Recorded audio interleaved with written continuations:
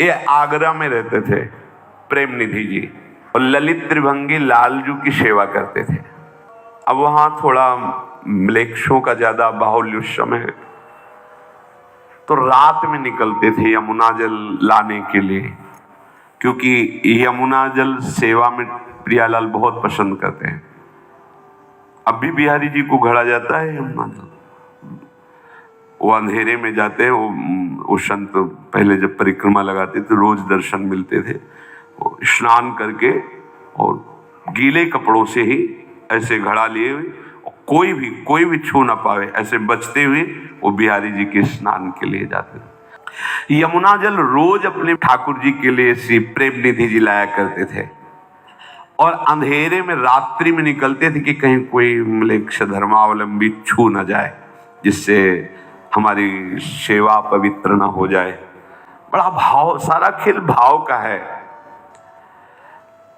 अब रात भर वर्षा, जैसे वर्षा के दिनों में, और बिजली कड़क रही है, बादल छाए हुए, पैर रखने की भी जगह नहीं दिखाई दे रही, और कोई पक्के मार्ग होते नहीं थे, रज के मार्ग थे, तो खूब कीचड़ हो गया था यमुना जी तक। आपको बड़ी चिंता हुई कि अगर कहीं अंधेरे से बचने के लिए प्रकाश का इंतजार करते हैं तो सुबह हो जाएगा, कोई न कोई म्लेच्छ छू जाएगा, हमारे ठाकुर की सेवा लायक जल नहीं रह जाएगा। अंधेरे में जाए तो कुछ दिखाई ही नहीं दे रहा कि किधर जाऊं। और पहले आधुनिक जैसे टार्च ये सब ये नहीं होते थे, कभी प्रकाश की कहीं विशेष व्यवस्था हुई और सुविधा हुई तो मशाल आदि जला, और टार्च हो, लालटेन हो, ये सब व्यवस्थाएं नहीं थी। कीचड़ में फंस गया तो फिर गिर पड़ूंगा और जल भी गिर जाएगा, तो कैसे सेवा बने। अब हमारे पास प्रकाश की कोई व्यवस्था तो है नहीं, पर कुछ भी हो ठाकुर जी के लिए जल तो लाएंगे। हम सेवा में त्रुटि नहीं होने देंगे कि प्रकाश का इंतजार करके जाए और कोई छू जाए, तो ऐसा नहीं। आप बाहर निकले दरवाजे के, हिम्मत की, अब कुछ भी हो, समय हो रहा है, अब बाहर निकले, घोर अंधकार, बिजली कड़क रही है और वर्षा हुई है, सब कीचड़मयी भूमि, अंधेरा, दिखाई नहीं दे रहा किधर जाऊं।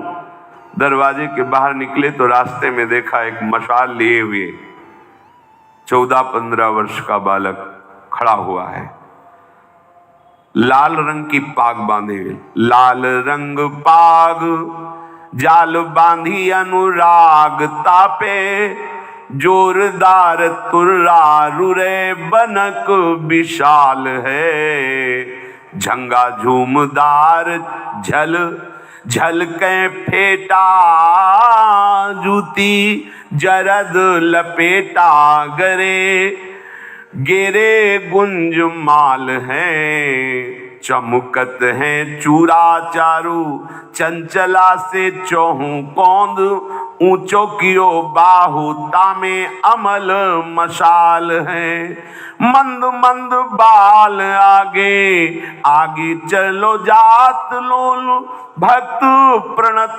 पाल करी करत निहाल है। देखा कि दरवाजे के कुछ कदम आगे एक बालक खड़ा है, उसकी बाजूबंद आदि प्रकाशित हो रहे हैं, लाल पाग है, कुंडल है, गुंजा की माला है, और नीचे पीतांबर की फेट बांधे हुए ऐसे मशाल लिए। बोले नहीं, देखे नहीं प्रेम निधि की तरफ, और 10 कदम आगे ही चल रहे हैं जिससे प्रकाश मिलता जाए। प्रेम निधि ने समझा कि ये बालक भी कहीं जा रहा होगा, चलो प्रकाश तो मिल गया। कुछ कदम के लिए जैसे जैसे वो आगे बढ़ रहे हैं वैसे वैसे वो प्रकाश ले आगे चल रहे हैं। शायद अब ये मुड़ जाए अपने घर की तरफ, पर वो तो बराबर आगे ही बढ़ते जा रहे हैं। आप ये सोचते जा रहे थे कि मेरे मन की बात जानकर कौन ऐसी व्यवस्था कर सकता है। यमुना किनारे तक मशाल लिए हुए वो बालक चला। यमुना के तट पर आते ही मशाल रख करके यमुना जी में हाथ पैर धोया, आचमन कर, अच्छा तो ये भी यमुना का उगाहन करने आया होगा, ऐसा सोचा। तो यमुना जी को प्रणाम करके फिर उस बालक को देखो, बालक ही नहीं।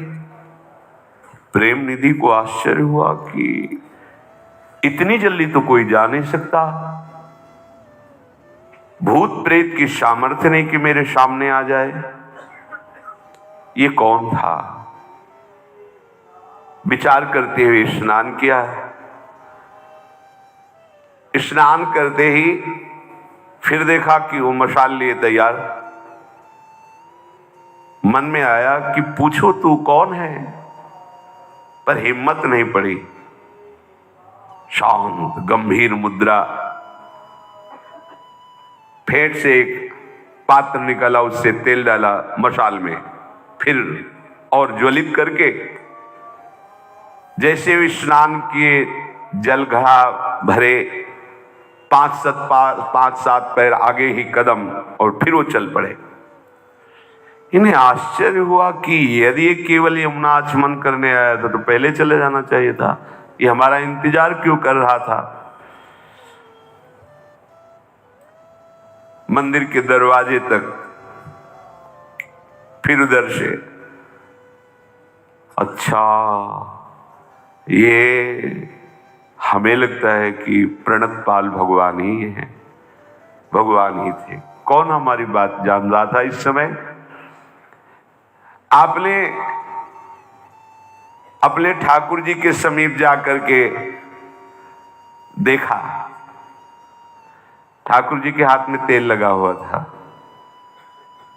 चरणों में देखा यमुना जी का रज लगा हुआ था, कीचड़ जो, बस लिपट करके रोने लगे ठाकुर जी से। ओह, इतना प्यार करते हो आप। भगवान बोले कि देखो तुम मेरी अनेक प्रकार से सेवा करते हो, मैं ताकता रहता हूं कि कब तुम्हारी सेवा करने का अवसर मिले। मेरे प्रभु का स्वभाव देख लीजिए, ठाकुर जी से लिपट के रो रहे तो ठाकुर जी उनसे लिपट के रो रहे। ये प्यार किसको मिलता है? भक्तों को मिलता है जो प्रभु से प्रेम करते। ये मूढ़ लोग नहीं जानते प्रभु को। प्रभु श्याम सुंदर की आंखों से आंसू निकल रहे हैं, देखो भक्त लिपट के रो रहा है, भगवान के आंसू चल रहे हैं, क्योंकि प्रीति की रीति रंगीलो ही जाने। प्रेमी भक्त प्रेम निधि जी, कोई भी भक्त बिना भगवत चर्चा के नहीं रह सकता। ये नशा होता है भक्तों का, वो किसी को नहीं सुनाएंगे तो भगवान को ही श्रोता बना के बैठा लेंगे, उन्हीं को सुनाएंगे। नशा होता है। अगर ये नशा नहीं है तो अभी रंग नहीं आया है। जब ये कथा कहते तो श्रोताओं को ऐसा लगता कि मेरा मन उसी में डूब रहा है, उसी लीला में डूब रहा है, प्रभु के रूप में डूब रहा है। सब भाव में भर जाते तो बड़ी भीड़ इकट्ठा होने लगी। तो जो दुष्ट लोग होते हैं, ये बहुत गरिष्ठ पदार्थ है कथा, एसिडिटी हो जाती है। जिनके लीवर कमजोर होते हैं, खट्टी डकारें, एसिडिटी, हजम नहीं, छाती में जलन, ऐसे जब ये यश कीर्ति बढ़ती तो बहुतों को एसिडिटी हो जाती है, छाती में जलन होने लगती है। अब उस छाती की जलन को बुझाने के लिए कथावाचक और कथा की भीड़ को हटाने के लिए हर उपाय करते हैं। उनको ये पता नहीं कि भगवान का महामंगल मूड में पावन चरित्र, उनकी महिमा, उनके सिद्धांतों का वर्णन जगत मंगल के लिए होता है। ईर्ष्यावश कुछ लोगों ने संगोष्ठी बनाई। अब कौन सा पॉइंट रखा जाए, जैसे अपने लोग सोचते हैं ना, अब कौन सा पॉइंट रखा जाए जिससे इनकी भजन में रुचि हो, ऐसे अब कौन सा पॉइंट रखा जाए जिससे इनके भजन में बाधा हो। तो बादशाह के पास 20-25 लोग मिलके गए और उन्होंने कहा कि देखो हम शास्त्रों का रहस्य जानते हैं और आप यहाँ के बादशाह हैं, अब आपके राज्य में दुर्भिक्ष पैदा हो जाएगा, महामारी पैदा हो जाएगी, क्योंकि बड़ा अधर्म हो रहा है। तो म्लेच्छ बादशाह था, क्या अधर्म हो रहा है? बोले जो प्रेम निधि है ना, हाल में बैठाल करके बहुत सी स्त्रियों के साथ दूषित बर्ताव करते हो, घंटों दरवाजा बंद रहता है, और जहां ऐसा कुछ होता है वहां सब महापाप होता है। बादशाह को ऐसा भड़काया कि क्रोध से युक्त हो गया। उसने तुरंत अपने सैनिकों को आज्ञा दी, जाओ और प्रेम निधि को जैसी भी स्थिति में तुरंत पकड़ के यहां लाओ। उस समय वो प्रभु को जल पिलाने के लिए शीतल जलझारी लेके जा रहे थे, तो बादशाह का हुक्म था तुरंत हाजिर किया जाए। तो कठोर आज्ञा के कारण उनको बांध लिया गया। तो ऐसे जलझारी भगवान की तरफ ले जा रहे थे, छिन गई, उनको बादशाह के सामने पहुंचाया गया। बादशाह ने पूछा, ये क्या करते हो तुम? स्त्रियों को बुलाकर सबको इकट्ठा करके गंदे आचरण करते हो। तुम हमारे देश में ऐसा गलत कार्य नहीं कर सकते, ये महान अन्याय है और इसमें तुम्हें दंड दिया जाएगा। उनका प्रभु, मेरे द्वारा कोई अपराध हो रहा है, आपको सूचना मिली है, पर मुझे पता नहीं। मेरे द्वारा अपराध हो रहा, मेरे को पता नहीं। हम तो अपने प्यारे की चर्चा करते हैं और सब प्यारे के ही बच्चे, चाहे स्त्री हो चाहे पुरुष हो, सब बैठ करके सुनते हैं। प्रेम निधि जी की प्रतिष्ठा को देखकर दुष्टों ने बादशाह को ऐसा भर दिया था कि इनकी प्रार्थना का कोई प्रभाव नहीं हुआ। प्रेम निधि जी भगवत चर्चा के प्रभाव से स्वयं की ऐसी स्थिति और बहुत से ऐसे भक्तों की स्थिति थी जो भगवदाकार थी। कैद खाने में जाकर के प्रेम निधि को बंद कर दिया। अब बादशाह जब सोया जाकर के, तो हमारे ठाकुर जी मोहम्मद साहब के रूप में गए। इससे पता चलता है कि दो नहीं है, परमात्मा एक ही है। चाहे उसे ईस कहो, गॉड कहो, अल्लाह कहो, राम कहो, कृष्ण कहो, वो एक ही है। ये जो लड़ाई झगड़ा ये सब बुद्धि की कमजोरी है, भक्ति की कमजोरी है। नहीं, सच्ची में प्रभु एक ही है। तो हमारे भगवान श्री श्याम सुंदर जी, लिखा इसमें लिखा है, भक्ति की कमजोरी है, नहीं सच्ची में प्रभु एक ही है।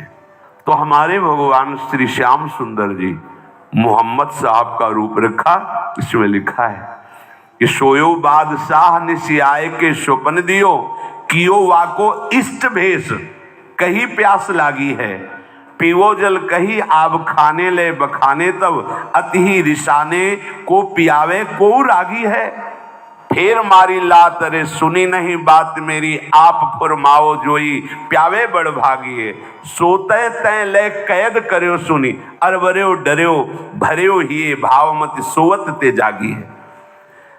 मोहम्मद साहब गए, एक लात मारा बादशाह के, उठ, बहुत जोर से प्यास लगी मुझे। बादशाह ने कहा कि वो आप खाना किसी को कहते हो? बोले उसमें जल रखा हुआ है, आप पी लीजिए। फिर एक लात जमाई और कहा मुझे प्यास लगी है, मुझे पानी प्रेमी के हाथ से पीना होता है। अरे मूर्ख, तूने मेरी बात नहीं सुनी। बादशाह ने कहा आप आज्ञा करें, कौन प्रेमी है उसी के हाथ से आपको जल पिला दे। उनका जो हमारा प्रेमी है तो उसको तुमने कैद खाने में बंद कर रखा है।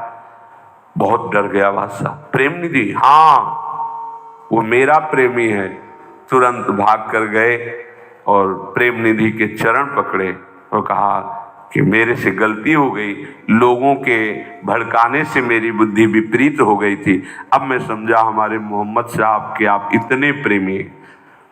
आ शब्द ब्रह्म में है, कई बार सत्संग में कहा है, जैसे का, खा, गा, आ, जैसे सर्वम खलमिदम ब्रह्म, तो हर अक्षर पे आप आ को देखिएगा, आ ब्रह्म में है, तो कहीं भी आ हो ब्रह्म में है, इसीलिए सर्वम खलमिदम ब्रह्म।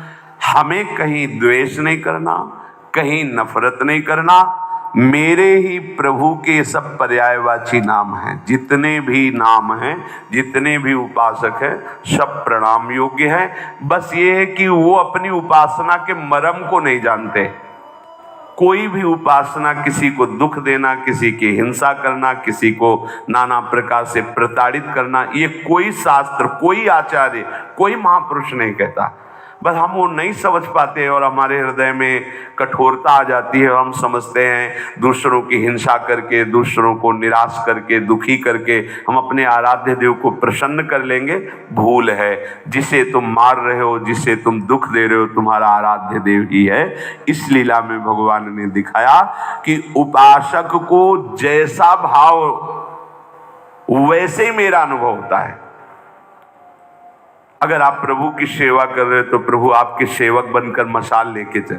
आप प्रभु के लिए रो रहे हो तो प्रभु आपके लिए लिपट के रो रहे हैं। आप प्रभु के लिए जीवन अर्पित किए हो तो प्रभु अपने विविध रूपों से आपको बचाएंगे, आपको सुख देंगे।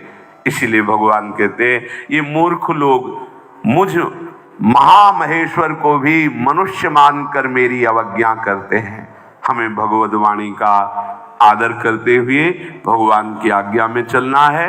मन वचन कर्म से ऐसी चेष्टा करनी है कि इसी जन्म में हमें लाडले प्रियालाल के दर्शन हो जाए, हमारा जन्म मरण चक्र रुक जाए, हम प्रभु के धाम के नित्य निरंतर वासी हो, श्यामा श्याम की श्रीअंग सेवा का हमें अधिकार मिले। और ये मिलेगा क्योंकि इसीलिए प्रभु ने हमें सौभाग्य दिया है। खूब भजन करो, गंदी बातें सुनो मत, गंदे आचरण करो मत, गंदा भोजन मत करो, गंदे व्यक्तियों का संग मत करो और नाम जप करो तो इसी जन्म में भगवत प्राप्ति हो जाएगी।